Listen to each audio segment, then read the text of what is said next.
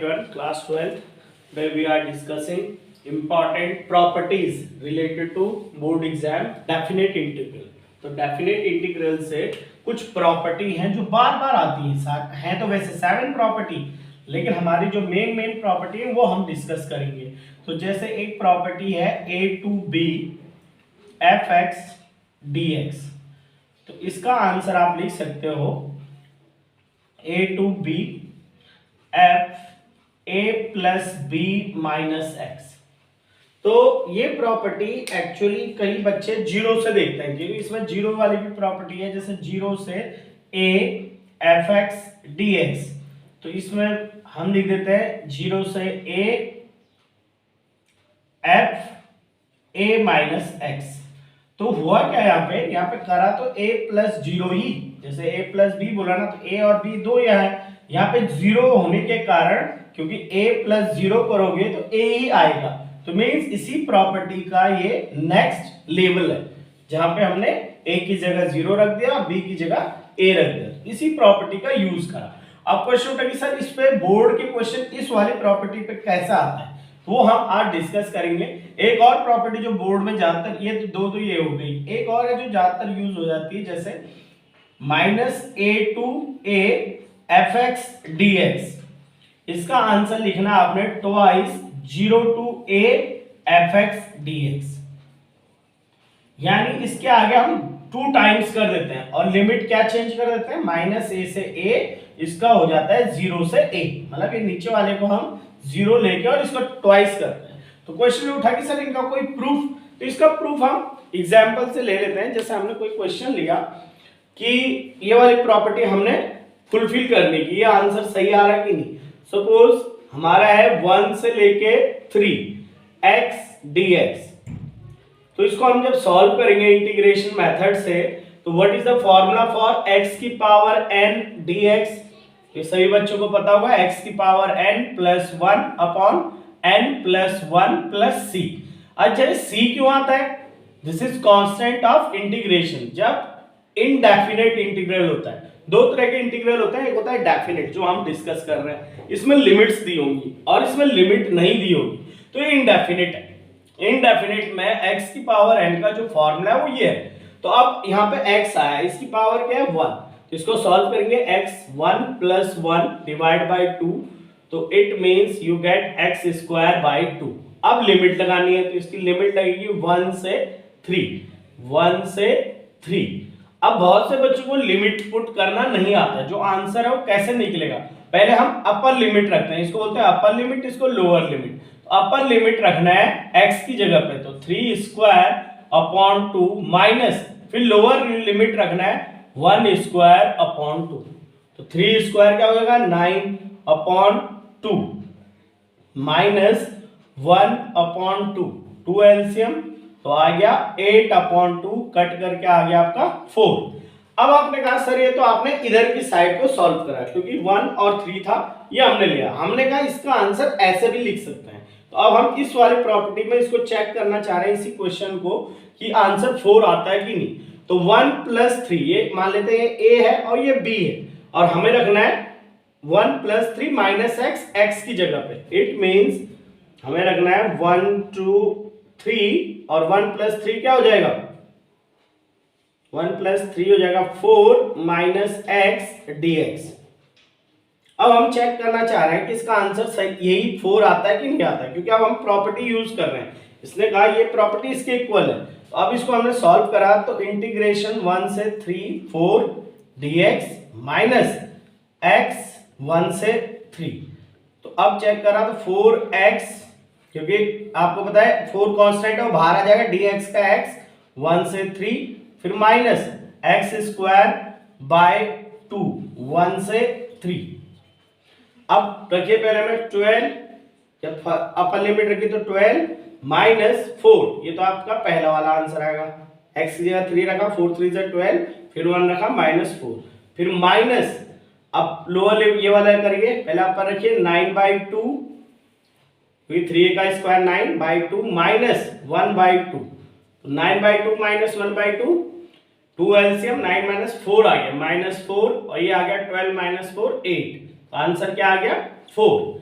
It means जो answer आपका पहले LHL से आया, पहले हमने खाली इतना सॉल्व करा, अब हम उसकी प्रॉपर्टी लगा के यहां से सॉल्व कर रहे हैं, तो वही आंसर हमारा RHL से भी आया। इट मीन्स ये प्रॉपर्टी बिल्कुल सही है, लेकिन ये कब लगानी, किस स्थिति में लगानी है, तो मैंने आपको सिंपल से एक एग्जांपल लेके प्रूफ करवाया। लेकिन इसका बोर्ड का क्वेश्चन हम डिस्कस करेंगे कि कौन सा क्वेश्चन इसका बोर्ड का है जो इस प्रॉपर्टी से वैलिड है।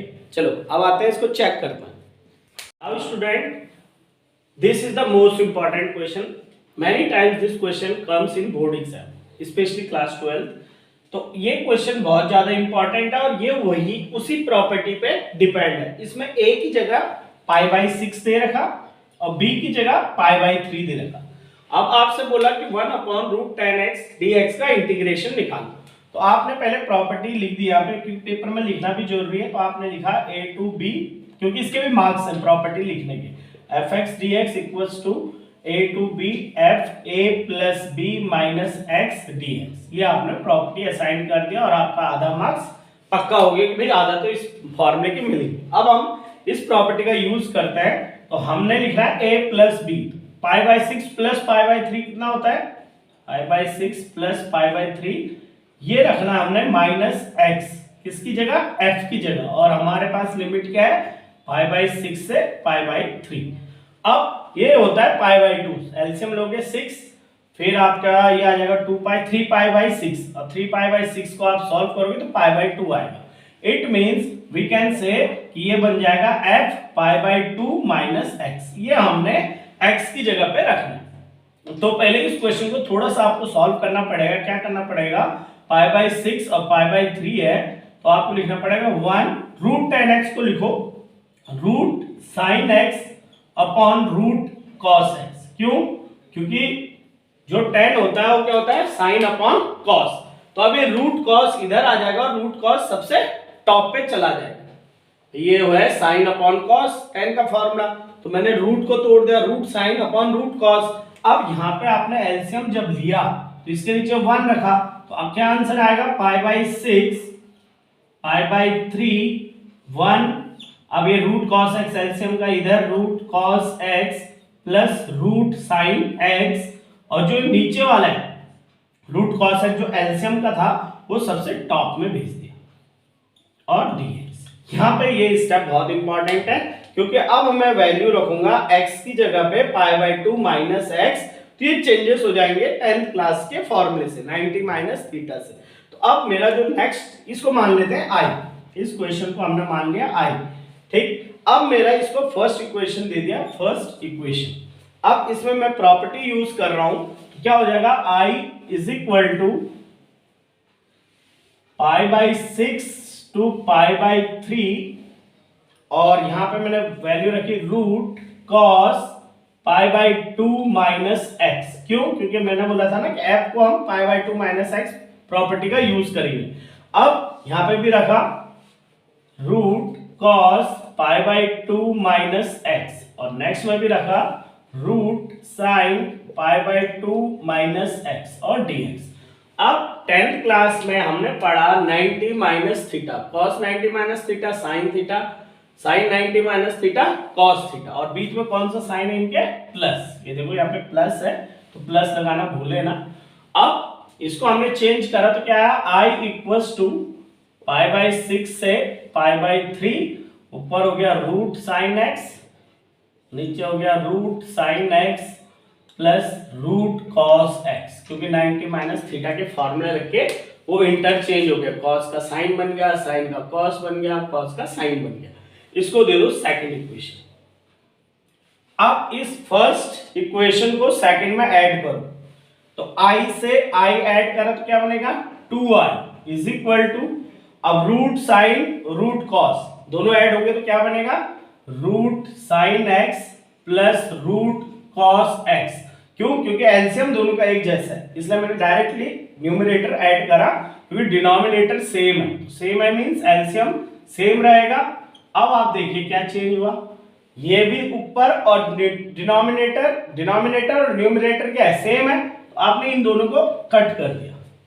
तो सेम चीज हमने कट करके क्या मिला हमको, यहाँ पे लिमिट क्या चलेगी, π/6 से π/3, क्योंकि लिमिट तो चलती रहेंगी वही जो है। अब आपके पास यहाँ पे कुछ भी नहीं बचा तो 1 बचा, तो इट मींस पाई बाई 6 से पाई बाई 3 1 dx और इधर की साइड 2y। अब इसको सॉल्व करके आंसर हमारे पास आ जाएगा। क्या करेंगे, 2i is equal to 1 x का हो गया x is equal to pi by 6 pi by 3, फिर हमने इसकी वैल्यू पुट करी pi by 3 minus pi by 6 upper minus lower, limit put करके बाद यहाँ 2i चल रहा, तो ये कितना बना एलसीएम 6 3 2 जा 2 pi minus pi is equal to 2i, it means i equals to pi by 12। और कई बार एक क्वेश्चन 4 मार्क्स में आया है, आपको जो भी स्टेप डाउट है तो आप उससे पूछिए। एक बार में मेन चीज जो मेन पॉइंट्स है, सबसे पहले ये प्रॉपर्टी, फिर उसके बाद यहाँ पे जब यूज करोगे इसका पाई बाई 2 माइनस एक्स, तो उससे पहले रूट 10x को चेंज कर दो इसमें साइन और कॉस में, ताकि आपको इजी हो जाए। इससे भी हो सकता है कॉट में जाके, लेकिन हम इसको इजी वे से करना चाह रहे हैं कि हर बच्चा इसे जल्दी से समझ सके। Thank you.